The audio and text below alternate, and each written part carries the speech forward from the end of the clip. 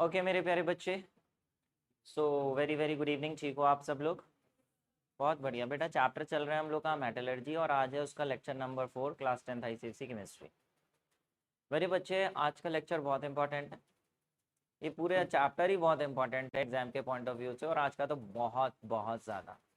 पूरे चैप्टर में से अगर आप पूछें सबसे ज़्यादा क्या चीज़ पूछी गई है इतने पिछले 10 साल में, तो वो है आज का लेक्चर। सबसे ज़्यादा बार पूछा गया है जो आज पढ़ाने जा रहा हूँ, तो इसलिए focus yourself what I am teaching. बात आई, हम लोगों ने मेटलर्जी पढ़ी। मेटलर्जी क्या होता है? कोई भी मेटल है उसको ओर में से निकालने का जो भी प्रोसेस होता है उसे हम मेटलर्जी कहते हैं। जिसमें जरा बताना पहला स्टेप क्या होता है? Crushing and grinding. उसके बाद कंसंट्रेशन, जिसमें क्या हटाते हैं? गैंज हटाते हैं। तीसरा क्या स्टेप होता है? रोस्टिंग कैल्सिनेशन, उन ओर्स के लिए जो सल्फाइड या कार्बोनेट हैं, ताकि वो किस में कन्वर्ट हो जाए? ऑक्साइड में। अब जब वो ऑक्साइड में हो गए तो नेक्स्ट स्टेप क्या होएगा? रिडक्शन होएगा। रिडक्शन के भी कई मेथड्स हैं। रिडक्शन तो हो गया, मेटल मिल गया, अब वो मेटल का क्या करना होगा? रिफाइनिंग। तो ये सारे स्टेप्स हमने पढ़ लिए इन जनरल, अलग अलग तरीके से कैसे की जा सकती है अलग अलग मेटल्स की। अभी स्पेसिफिकली डिटेल करनी है इस चैप्टर, इस सेशन में हमने कि एल्युमिनियम की मेटलर्जी कैसे की जाए। अगर एल्युमिनियम का ओर हम लेते हैं तो एल्युमिनियम के लिए वो चारों पांचों स्टेप्स कैसे कैसे लगाएंगे, कैसे कैसे करेंगे, वो पांचों स्टेप्स 6 स्टेप जितने भी हैं, ताकि फाइनली हमें प्योर एल्युमिनियम मिल जाए। तो एक्सट्रैक्शन ऑफ एल्युमिनियम हम इस सेक्शन में करने वाले हैं। ओके, तो चलिए, तो सबसे पहले हम ऑब्वियसली बात करेंगे ओर की। एल्युमिनियम के कितने ओर्स आप लोगों ने पढ़े थे? देखिए जरा, पलटिए। एक पढ़ा था Al2O3.2H2O, जिसका नाम क्या है? बॉक्साइड। एक पढ़ा था Al2O3, जिसका नाम क्या है? कोरंडम। और एक और पढ़ा है Na3AlF6, जिसका नाम क्या है? क्रायोलाइट। इसमें से मेन ओर जो सबसे ज्यादा अर्थ की क्रस्ट में पाया जाता है वो कौन सा है? वो है बॉक्साइट। तो हम इसी बॉक्साइट ओर से एल्युमिनियम की एक्सट्रैक्शन कैसे की जाए वो हम डिटेल करने वाले हैं। तो चलिए, बात आई भाई सबसे पहले आपके ये एल्युमिनियम की एक्सट्रैक्शन का 1985 में हॉल एंड हेरोल्ड्स थे, उन्होंने इसका प्रोसेस डेवलप किया था। Al2O3.2H2O से कैसे किया जाए, जिसे हम बॉक्साइट कहते हैं।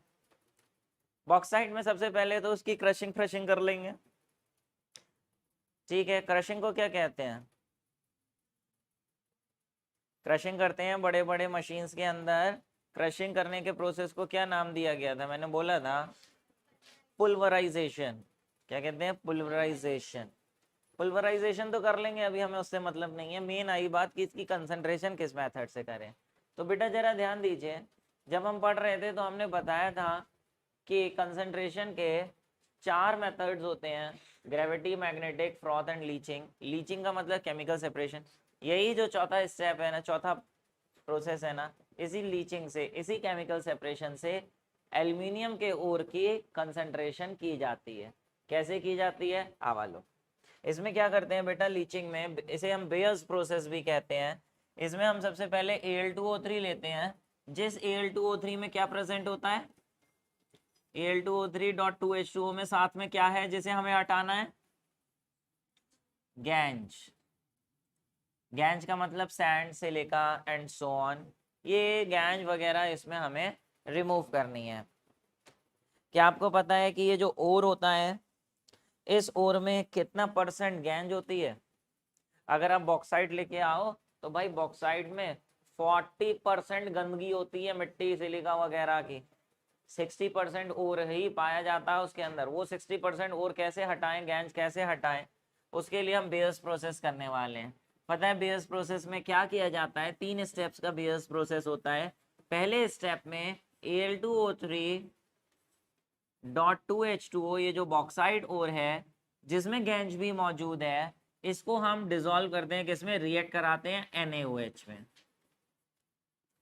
क्योंकि एल्युमिनियम एम्फोटेरिक है तो ये Na से रिएक्ट कर जाता है, सोडियम हाइड्रोक्साइड बेस से रिएक्ट कर जाता है, और सोडियम हाइड्रोक्साइड से रिएक्ट करके बनाता है Na AlO2 जो आपने चैप्टर 4 एनालिटिकल केमिस्ट्री में पढ़ा था, प्लस साथ में क्या बनता है, एल्यूमिनियम हाइड्रोक्साइड यहाँ पे साथ में बनता है। एक मिनट, सॉरी मैंने गलत कर दिया, साथ में क्या बन रहा है, साथ में यहाँ पे बनता है H2O। बात समझ रहे हो? ये NaAlO2 ये जो जिस रिएक्शन को हम करते हैं इसको हीट करना पड़ता है इन दोनों को, पता है कितने टेम्परेचर पे, 140 से 150 डिग्री सेल्सियस पे से हीट करते हैं तो ये बन जाता है। इसमें खास बात ये होती है कि यहाँ तो प्रेजेंट ये भी होता है और गैंज भी होती है, लेकिन NaOH के साथ पता है कौन ही रिएक्ट करता है, सिर्फ ये रिएक्ट करता है। गैंज रेड मड की तरह मड होती है वो, एक जो कंटेनर लिया जिसमें Al2O3.2H2O भी है, गैंज भी है, गैंज तो इससे रिएक्ट नहीं करती, वो तो नीचे बैठ जाती है। Al2O3.2H2 इससे रिएक्ट कर जाता है, सॉल्यूशन बना लेता है, नई चीज बन जाती है ये, और गैंज वहीं बैठी रहती है उस कंटेनर में नीचे, जिसको अलग कर दिया जाता है बाय फिल्ट्रेशन। छान लिया, उसे अलग कर दिया, इस तरीके से गैंज को हटा दिया जाता है पहले ही स्टेप में। लेकिन प्रॉब्लम ये हो गई, गैंज तो हटा दी आपने, लेकिन जो आपका मेन एल्यूमिनियम का ओर था Al2O3 वो तो गायब हो गया, उसकी जगह कौन बन गया, कौन आ गया, NaAlO2। अभी इसे किसी तरीके से वापस से Al2O3 में कन्वर्ट करना होगा। मिट्टी हटा दी, अब इसे वापस से Al2O3 में कन्वर्ट करने के लिए क्या करते हैं, नेक्स्ट स्टेप में इसे फिर से और पानी के साथ कूल करते हैं, कितने टेम्परेचर पे, 50 डिग्री सेल्सियस पे। NaAlO2 को पानी के साथ हीट करते हैं, कूल करते हैं, सॉरी कितने टेम्परेचर पे, ये 150 डिग्री सेल्सियस ना, 50 डिग्री सेल्सियस पे इसे कूल करते हैं भाई, तो कूल करने से बन जाता है एल्यूमिनियम हाइड्रोक्साइड और NaOH। NaOH वापस मिल गया, जो था AlOH होल थ्राइस बन गया। लेकिन मेरे प्यारे बच्चे हमें AlOH होल थ्राइस थोड़ी ना चाहिए था, क्या चाहिए था, वापस Al2O3 चाहिए था। तो ये जो AlOH होल थ्राइस बनता है ना, ये प्रेसिपिटेट के फॉर्म में बनता है, ये सॉल्यूशन में डिसॉल्व रहता है, इस प्रेसिपिटेट को अगेन फिल्टर करके अलग कर लेते हैं, और जो हमें AlOH होल थ्राइस मिलता है इसे फिर हम क्या करते हैं, हीट करते हैं, कितने टेम्परेचर पे, 1000 डिग्री सेल्सियस पे, सॉरी 1000 डिग्री सेल्सियस पे इसे हीट किया जाता है, एल्यूमिनियम हाइड्रोक्साइड को हीट किया जाता है 1000 डिग्री सेल्सियस पे। जब हम इसे हीट करते हैं तो हमारा वापस से ऑब्टेन हो जाता है क्या, Al2O3। और तो इस तरीके से जो Al2O3 का NaAlO2 बन गया था, इससे वापस से हमने Al2O3 बना लिया। ये जो NaAlO2 बनता है इसका नाम याद करना होगा, इसे हम कहते हैं sodium Meta aluminate, sodium Meta aluminate. तो तीनों रिएक्शंस आप कॉपी में लिख लीजिए, बहुत ही इंपॉर्टेंट रिएक्शंस हैं, इसे बैलेंस करना होगा आप लोगों। अभी मैं डायरेक्ट कर दे रहा हूँ बैलेंस, आपको समझना होगा कि कैसे बैलेंस करते हैं। यहाँ पे आप देखिए कि यहाँ पे 2 लगा दिया मैंने, यहाँ Al के 2 थे तो यहाँ पे 2 लगा दिया Al के, Na के 2 हैं तो Na के 2 लगा दिए और बैलेंस हो गई, आप देख सकते हो।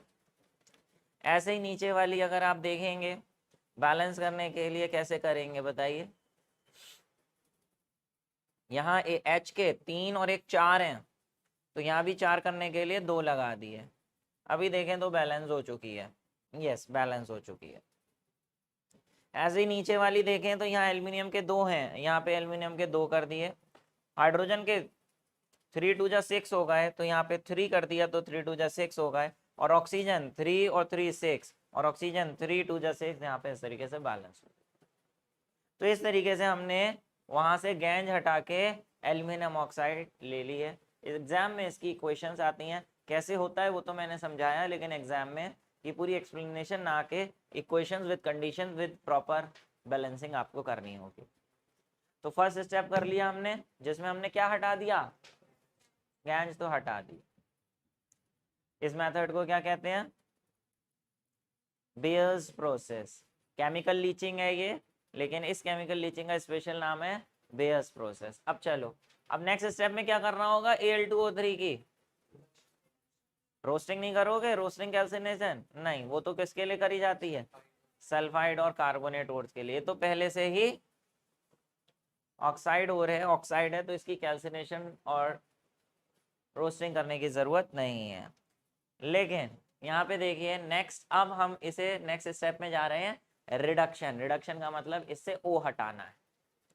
और रिडक्शन करने के कई मेथड्स थे जो हमने डिवाइड किए रहते 3 कैटेगरीज में। हमने कहा था जो लेस रिएक्टिव है उनकी कैसे करेंगे, मॉडरेटली रिएक्टिव और हाईली रिएक्टिव। पहले बताओ ये एल्यूमिनियम हाईली रिएक्टिव की कैटेगरी में आएगा या कहाँ आएगा? ये काफ़ी ऊपर होता है, हाईली रिएक्टिव है। हाईली रिएक्टिव वाले मेटल्स की रिडक्शन कौन से मेथड से करते हैं? इलेक्ट्रोलिटिक रिडक्शन, इलेक्ट्रोलिसिस से करते हैं। कैसे, वो अब बताने जा रहा हूँ, जो पहले शॉर्ट में मैंने बताया था, अभी हम डिटेल में पढ़ने जा रहे हैं। अंश भारद्वाज एलॉय सिलेबस में है बेटा, लेकिन उसके सारे एलॉयज नहीं करने हैं, कुछ कुछ करने हैं, जो करने हैं वो बताएंगे। फिलहाल ये लीजिए, बात आई ललित जान, क्या किया जाता है यहाँ पे? फ्यूज्ड एल्यूमिना, एल्यूमिना मतलब Al2O3 आपके पास आ गया था। Al2O3 में क्रायोलाइट और फ्लोरस्पार मिलाया जाता है। क्रायोलाइट बोले तो Na3AlF6 और फ्लोरस्पार बोले तो CaF2। क्यों मिलाई जाती हैं दो चीज़ें ये हम देखेंगे, लेकिन इनको फ्यूज किया जाता है, इनको हाई टेम्परेचर पे मेल्ट किया जाता है ताकि इसके क्या बन जाए? आयंस। इलेक्ट्रोलिसिस तो तभी होगी ना जब आयंस होंगे। पानी नहीं डालना यहाँ पे। कैसे आयंस बनाने हैं? इसको क्या करके?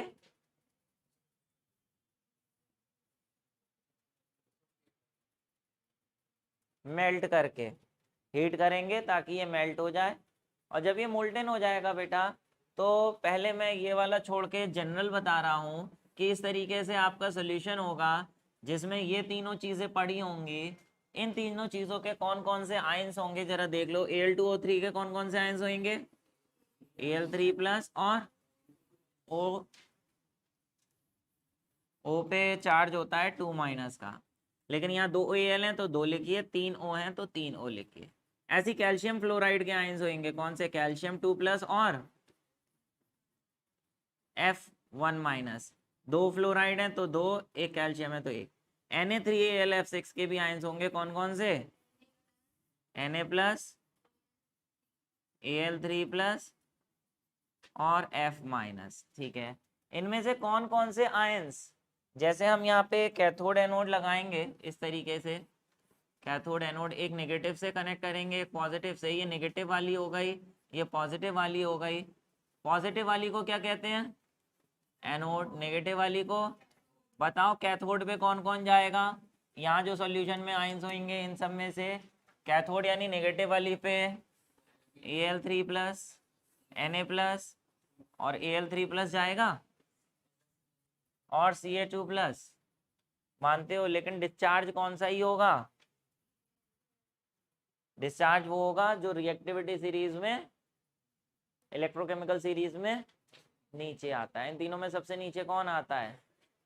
Popular scientist can make a aluminium आता है। एल्युमिनियम सबसे नीचे आता है, तो इन तीनों में से एल्युमिनियम यहाँ पे जाके डिस्चार्ज होने लगेगा प्लस वाली, माइनस वाली पे। एल्युमिनियम वहां जाके क्या करेगा बच्चे? ये लीजिए, एल्युमिनियम जाएगा 3+ वाला और माइनस पे जब जाएगा तो उससे क्या करेगा? 3 इलेक्ट्रॉन ले लेगा और 3 इलेक्ट्रॉन लेके क्या बन जाएगा? Al। तो वहां पे कैथोड पे Al जाने लगेगा। माइनस वाले हैं ये इन तीनों में से कौन डिस्चार्ज होगा? प्लस वाले पे। ये तीनों जाएंगे प्लस वाले पे, लेकिन डिस्चार्ज कौन सा होगा? ऑक्सीजन। O2- वहां जाके क्या करेगा? इसके पास पहले से माइनस है, माइनस वाला जब प्लस पे जाएगा, O2- जब प्लस पे जाएगा तो क्या करेगा? 2 इलेक्ट्रॉन्स दे देगा उसे और क्या बन जाएगा? O।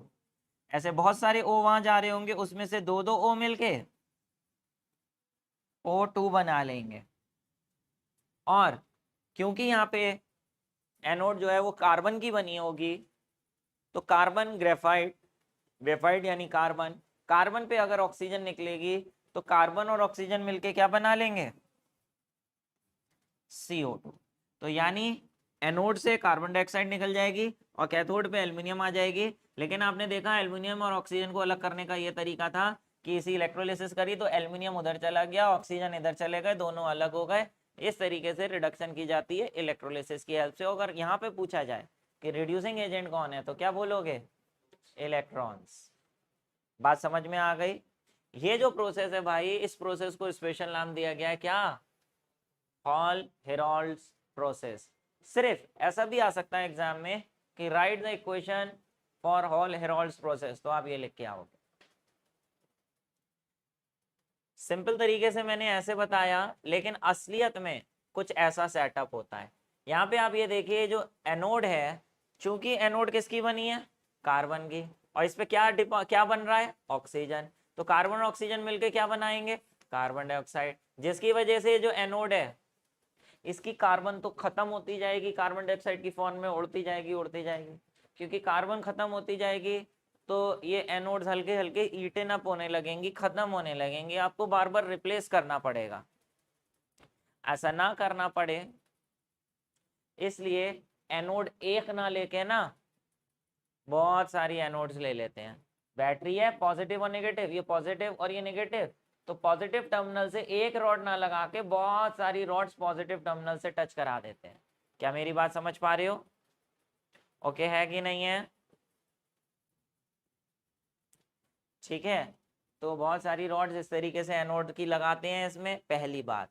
दूसरी बात, जो निगेटिव है ना, निगेटिव ऐसे ऊपर नहीं लेते हैं, ये तो मैंने समझाने के लिए बनाया था कैथोड।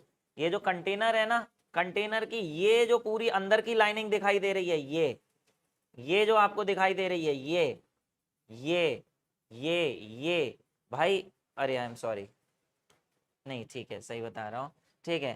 कार्बन लाइनिंग ये अंदर क्या बना दिया फिर इन्होंने, ये कुछ थोड़ा सा गड़बड़ है, चलो मान लेते हैं।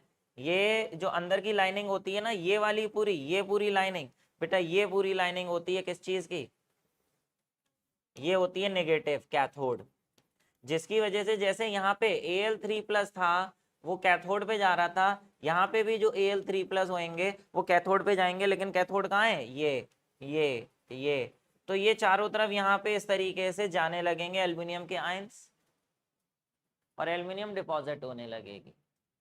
बोले सर इसे नीचे क्यों लिया, ऊपर रॉड की तरह क्यों नहीं लिया जैसे ऊपर वाले डायग्राम में?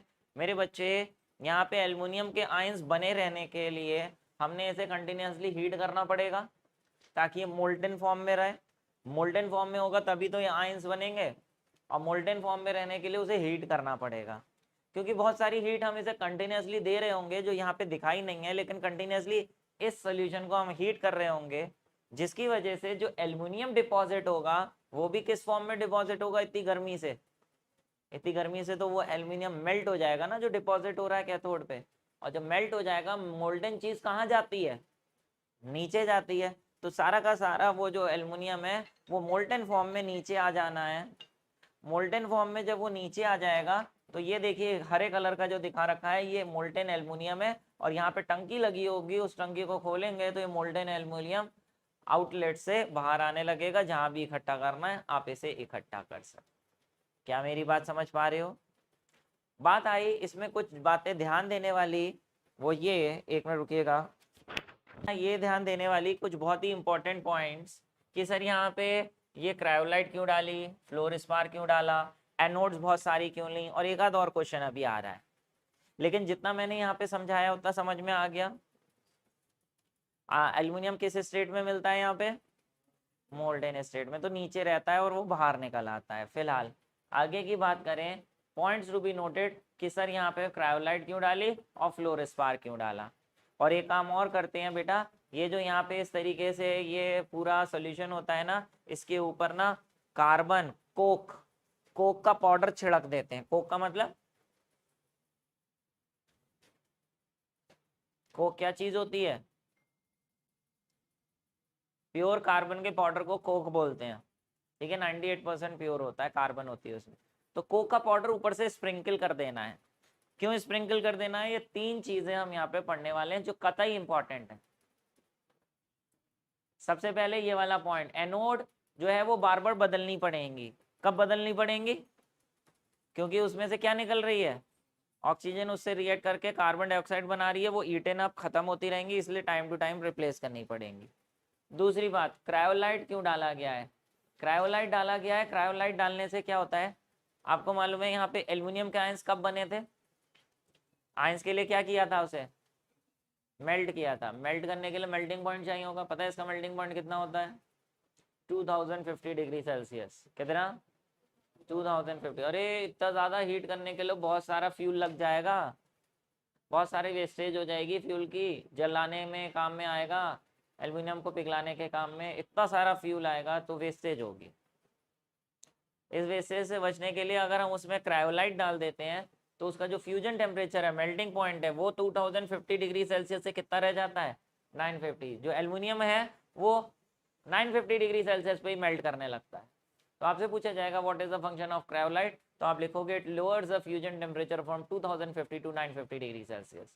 लेकिन क्रायोलाइट का एक फंक्शन और भी है, वो ये क्रायोलाइट डालने से जो it acts as a solvent, it increases the conductivity. Main ये जो सोल्यूशन है हम उसमें चाहेंगे ना इलेक्ट्रिसिटी अच्छे से फ्लो करे। एल्युमिनियम ऑक्साइड तो इतने अच्छे से फ्लो नहीं करने देता, लेकिन क्रायोलाइट और फ्लोरोस्पार डालने से, क्रायोलाइट और फ्लोरोस्पार, फ्लोरोस्पार का फॉर्मूला, क्रायोलाइट का, ये दोनों चीजें डालने से सॉल्यूशन की कंडक्टिविटी भी बढ़ जाती है और it acts as a solvent. जो मिक्सचर है वो आसानी से डिजोल्व भी हो जाता है, आयंस बनाता है अच्छे से। पाउडर्ड कोक क्यों डाला गया? ऊपर से कोक क्यों डाला जाएगा? इसलिए डाला जाएगा बेटा, यहाँ पे इसे हीट कर रहे हैं ना, क्यों हीट कर रहे हैं इसे? मेल्ट करने के लिए, आयंस बनाने के लिए। और ऊपर से अगर खुला होगा तो इसकी हीट तो निकलती रहेगी ना। आप कुछ खाना बना रहे हो और प्रेशर कुकर का ढक्कन खोल दो तो हीट तो बाहर निकलती रहेगी ना, ऊपर से कुछ प्लेट ढक दो तो हीट अंदर कैद रहेगी ना। ऐसी हीट अंदर ही कैद रहे उसके लिए ऊपर से काले कलर का ऐसे पाउडर्ड कोक डाल देते हैं, which prevent the heat loss by radiation. Radiation से हीट लॉस नहीं हो पाता, it prevents the heat loss by radiation. और दूसरा, it prevents the burning of anodes. ये जो एनोड होती हैं ये सॉल्यूशन के अंदर डूबी हुई होती हैं, लेकिन इतनी ज्यादा गर्मी में एनोड्स में आग लग सकती है।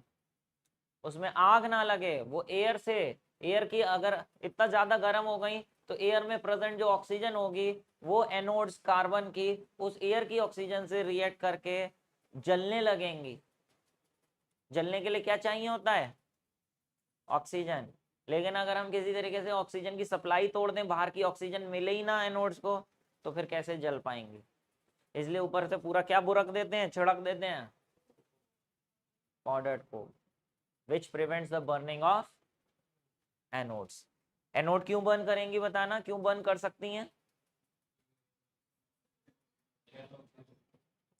जी नहीं, क्योंकि उसे हम हीट कर रहे हैं बहुत ज्यादा, 950 डिग्री सेल्सियस पे, इतने हाई टेम्परेचर पे the anodes may catch fire in the presence of aerial oxygen.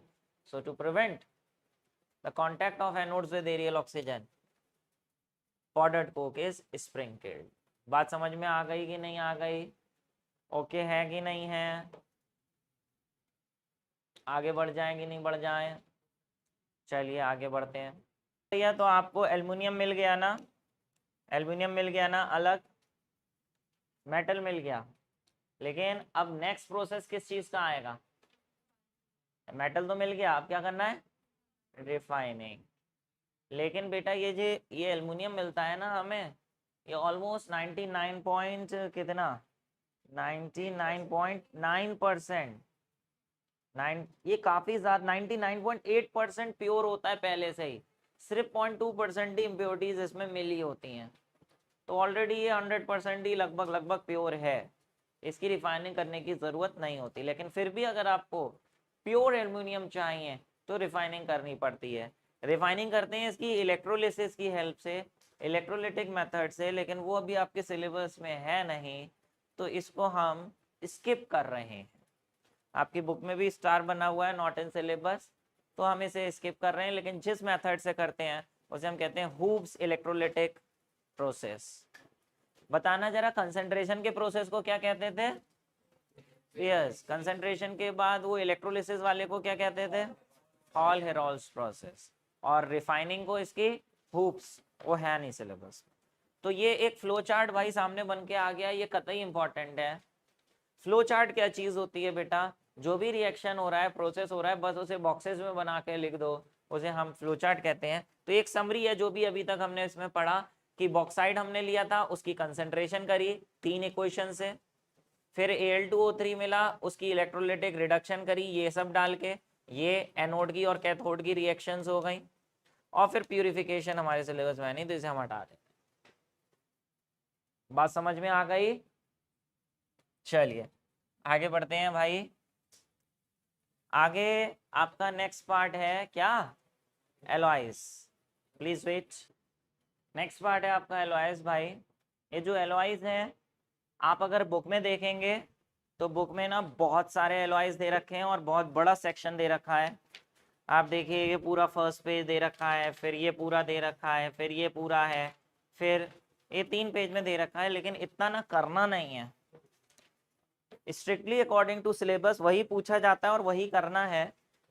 जो तो पिछली बार था वही सिलेबस इस बार है एलॉयज का। एलॉयज में हमें सिर्फ कंपोजिशन एंड यूजेस करने हैं। ये कुछ एलॉयज लिखे हैं, सिर्फ यही वाले एलॉयज पढ़ने हैं।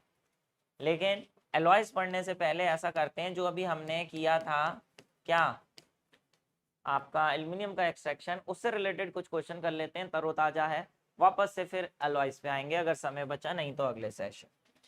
चलिए पहला question, Bayer's process is used to concentrate bauxite ore. Bauxite ore से एल्यूमिना बनाया जाता है। कह रहे हैं इसकी बैलेंस इक्वेशन लिखिए। देखिए 2020 में 3 नंबर का आया हुआ है, 3 इक्वेशंस। बिना कॉपी से देख के बताना जरा, पहली इक्वेशन क्या थी? कॉपी से ना देखे कोई, Al2O3 डॉट 2H2O में क्या करते हैं, NaOH। जी कितने टेम्परेचर पे? 140 से 150 डिग्री सेल्सियस। क्या बनता है? Sodium Meta aluminate NaAlO2 plus, फिर इन दोनों को कूल करते हैं कितने टेम्परेचर पे? तो क्या बनता है?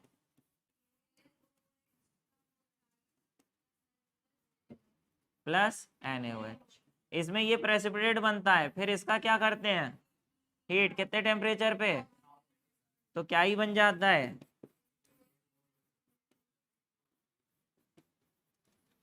इस तरीके से Al2O3 बन जाता है। इसमें जो गैंज प्रेजेंट थी वो हट जाती है, रेड मड, और Al2O3 का ये बन जाता है।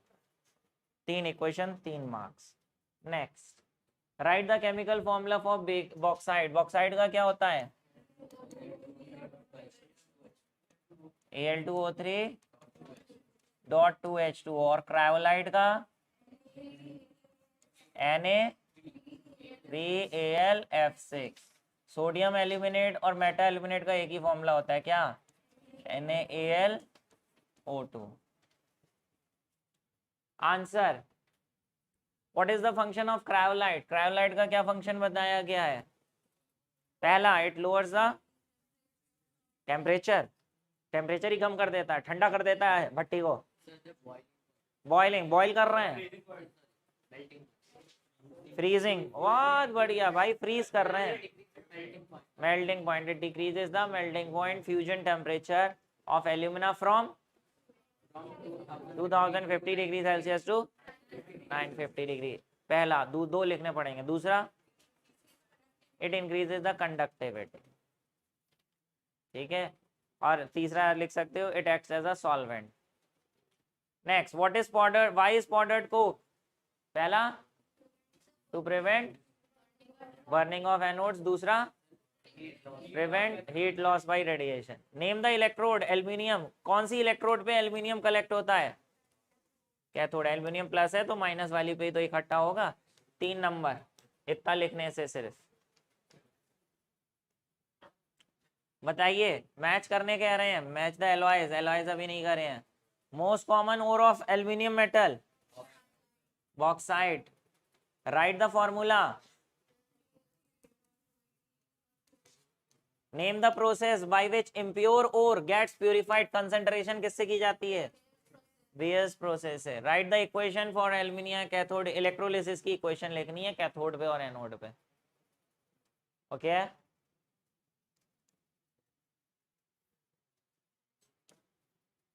बताइए जरा।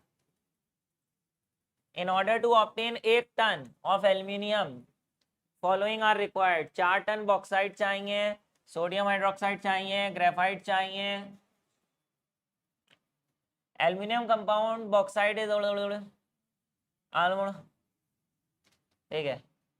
When bauxite is treated with bauxite यानी Al2O3 dot 2H2O is treated with sodium hydroxide. What happens to aluminium oxide का क्या होता है? It converts into sodium meta-aluminate. Formula लिख देना. What happens to iron oxide? Iron, ये बेटा इसमें जो इम्प्योरिटी होती है, गैंज जो होती है, वो गैंज किस चीज की होती है? आयरन ऑक्साइड की होती है। जो मैं रेड मड कह रहा था, वो रेड मड किस चीज की? क्या है रेड मड में मेन? Iron oxide. तो कह रहे हैं वो रेड मड आयरन ऑक्साइड का क्या होगा? गैंज का क्या होगा? It will settle down, it will not react with NaOH, it will get separated through filtration. बात समझ में आ गई? Name the process purification of bauxite. Bayer's write the equation for heat. देखो वही है क्रायोलाइट का formula. Why is so much graphite required. बार बार ग्रेफाइट क्यों चाहिए एनोड पे? इतना सारा ग्रेफाइट चाहिए, 600 किलो।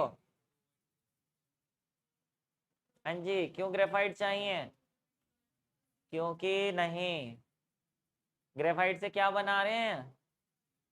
कार्बन की एनोड्स, और एनोड कंटिन्यूसली यूज अप हो रही है in the formation of carbon dioxide, जिसकी वजह से उसे बार बार रिप्लेस करना पड़ेगा। So that's why large amount of graphite carbon is used.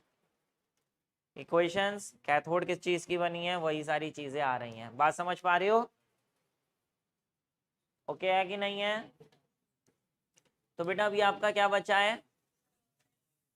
Alloys बचे हैं, लेकिन एलॉयज के लिए हमें समय चाहिए कम से कम 15-20 मिनट का, जो अभी हमारे पास नहीं है। तो एलॉयज प्लस इसके क्वेश्चन प्लस आपकी क्वेरीज हम लोग कल के सेशन में करेंगे। आज के लिए हम लोग इतना ही रखते हैं। तो आज का काम ये है, पूरा चैप्टर अपना तैयार कर लीजिए, बुक के जो भी क्वेश्चंस हैं वो कर लीजिए, और कल साथ में हमसे क्वेरीज पूछेंगे। ठीक है, चलो ओके देन, बाय बाय।